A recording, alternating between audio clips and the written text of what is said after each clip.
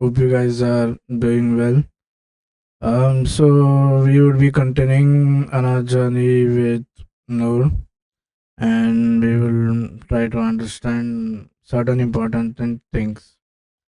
Now, benefits of Node.js. Now, the development history of Node.js has shown very one clear thing, that it's directly connected to the internet. With JavaScript as its base, you have the ability to achieve visible results very quickly with application implementation in Node.js. The platform is very lightweight and can be installed on all systems, as in common formula scripting language. Node.js applications also omit a heavyweight development process, so you can check the results directly. In addition to the fast initial implementation, you can also react very flexibly by changing during the development of web applications. Because the core of JavaScript is standardized by ECMAScript, the language represents a reliable basis with which even more extensive applications can be implemented. The available language features are well documented extensively both online and in reference books. In addition, many developers are proficient in JavaScript and are able to implement even larger applications. Now we say this is a scripting language. Let's see what a scripting language is.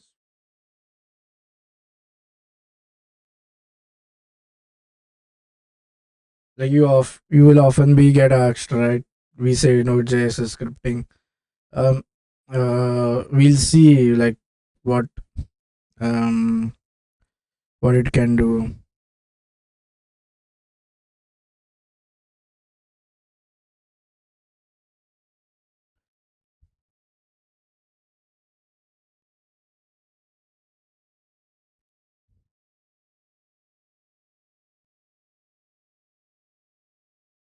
Okay, what is script? Let's understand that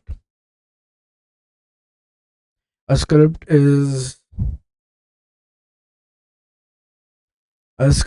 basically a written instructions that is executed by the interpreter or runtime environment.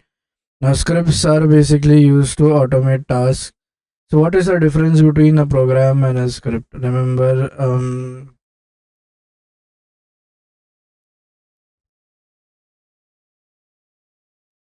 we say C is a programming language. We don't say C script, right? Um,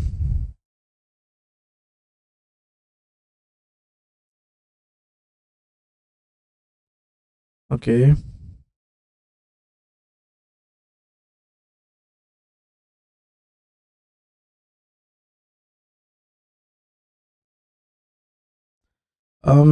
A program is basically a set of instructions written in a programming language that is compiled into machine or byte code before execution. A script is written. No, no, this is not good. Let's see. Scripting languages. Let's search on wiki. What is?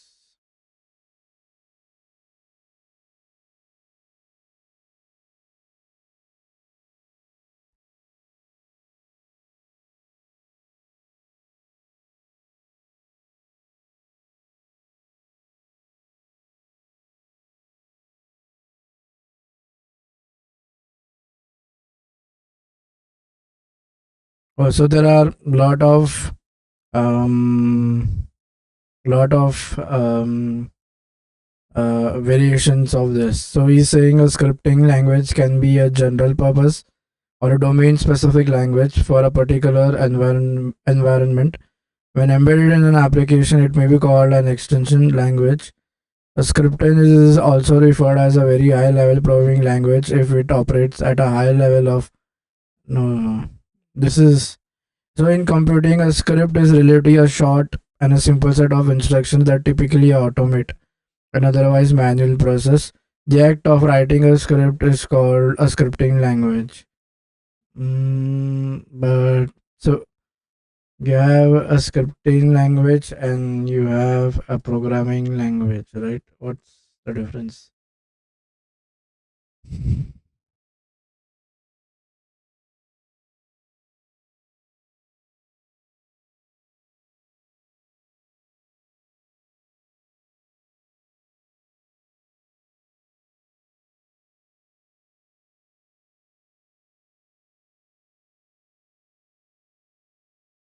Okay, so um, whenever you now they also, so it has two three definitions, right? So first is when we say when the language is directly interpreted and there is no compilation occurring. So you see whenever you are using languages like Python or JavaScript, um, uh, it's you don't go to the compilation stage. That's dynamically, right? And in other languages like Java, C++, or C, there is a stage where you say compilation stage. Basically, we are checking for compile time errors if there is any um, uh, issue at the code. A script starts, and also the difference is a script is basically a short form of a code, right? It will start executing from the topmost line. In other languages like Java, first you need to enter the main, only then will the execution start. So again, there is no concept of main here. In scripting languages, there is no concept of main. Like there is no main function from where the execution starts, and it is mostly used to automate things. Okay, now where is okay. Now let's see about the Core V8 engine. For you as a developer to access whether a technology can be used in a project, you should be sufficiently familiar with characteristics of the technology. The sections show, okay, the central and the most so basically okay, let's see this. Where is this is the source code, I guess. Okay, let's have a new incognito mode.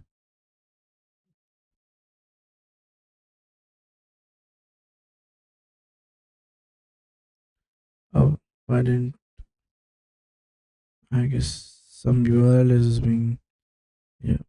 This is the entire URL. Cancel. Copy.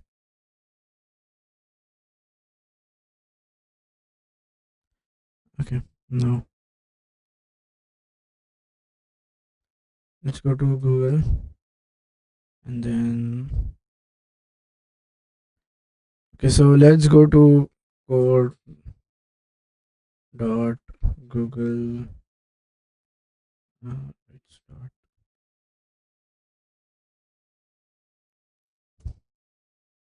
Let's see the source code. Now this is basically the source code where we are going to see. Now the central, okay, so the no the V8 engine is the central or the most important part. There isn't one engine for JavaScript. There are many other browser or manufacturers. One of the problems with JavaScript is each engine behaves slightly different. The standardization was an attempt to find a reliable common source. So we had other engines as well. We had Google V8, we had Mozilla, Spider Monkey, or sorry, Jagger Monkey, and we had Apple's Nitro. So these are other engines which are available which can run JavaScript.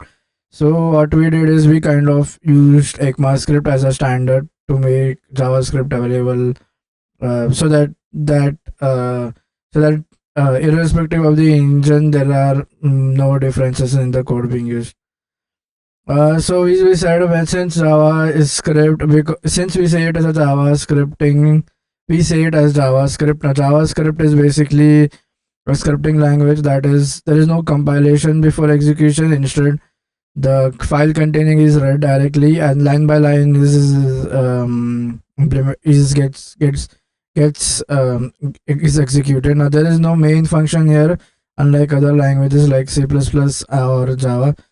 Now its technology is referred to. Now there is something called as a just-in-time compiler that is used to increase the execution speed of JavaScript.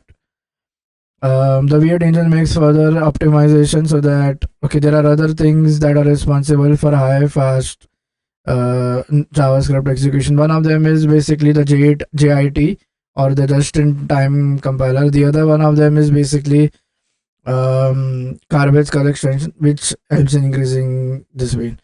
The memory model. Now the goal of developing V8 was to achieve highest possible speed in the execution of JavaScript source code.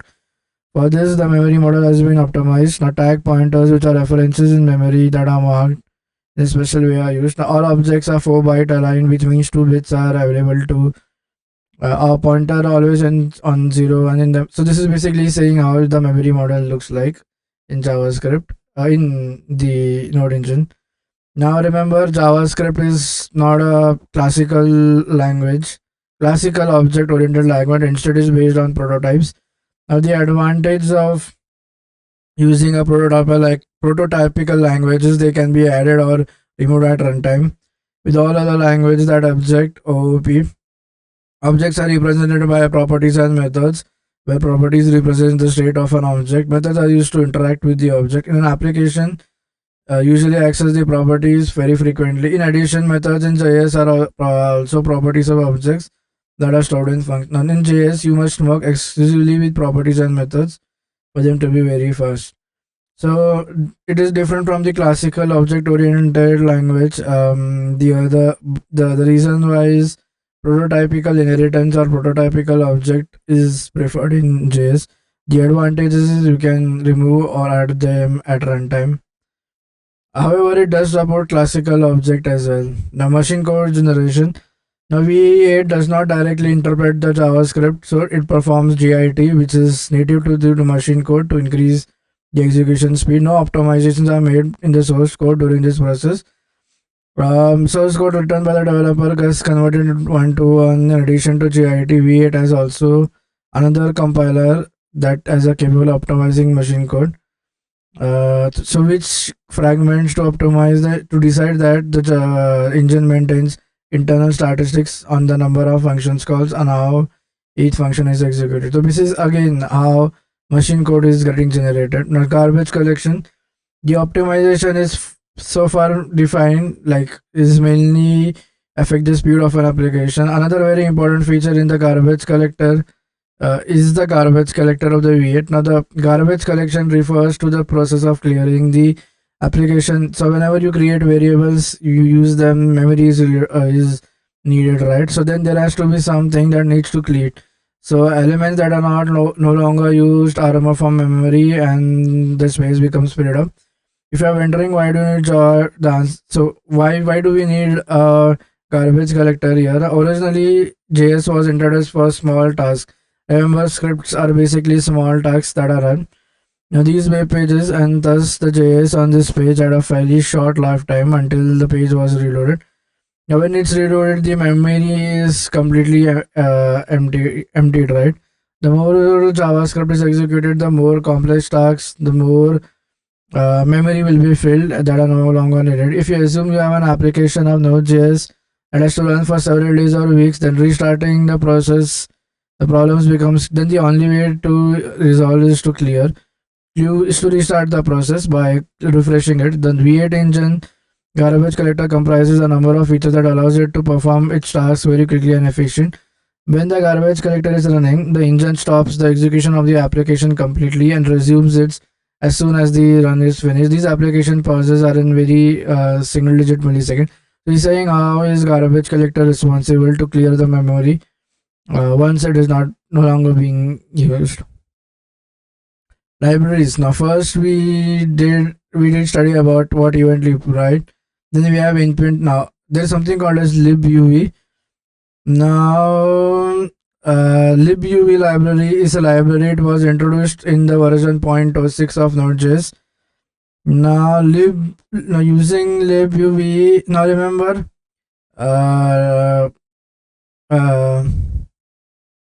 okay, so there was an issue, right? Node.js was designed to run on a specific machine. Now it's because of this libuv we can store and access Node.js engine.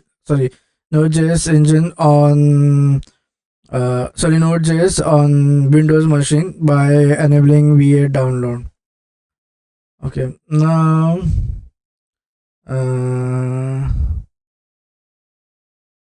yeah, the event loop is something that causes an issue. we'll see everything in detail, like each library. We will be diving deep into these libraries for just as just an overview, right? The best way to go to install is you go to nodejs.org.api, and you can. There are two versions. One is, so there are and you select the type of OS that you're using, and once you have that, then you can download it. I remember to get the, so there are two types of versions, the LTS one and the normal one. We will generally prefer to use the LTS. The long term, the LTS is basically long. They have longer term support, right? LTS. Okay. Now there is no need to compile. It is directly interpreted. Okay. So the next thing that we would be learning about is what is this Node version manager? What is this Node package manager? Why do we need it? What are packages? Why should we have a Node package manager installed? I mean, is it mandatory or is it optional? We'll see all that. So this was just a brief intro about what other features are. Other is so how it gets its speed optimization.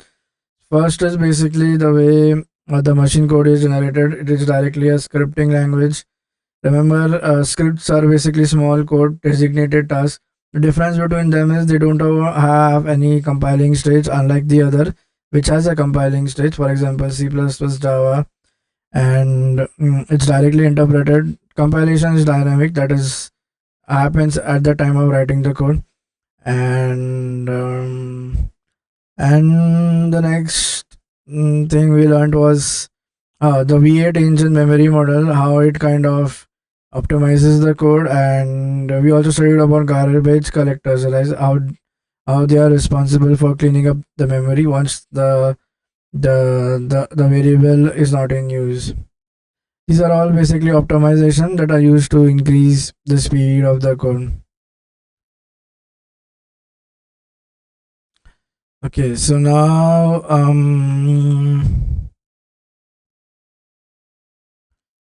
okay. Mm,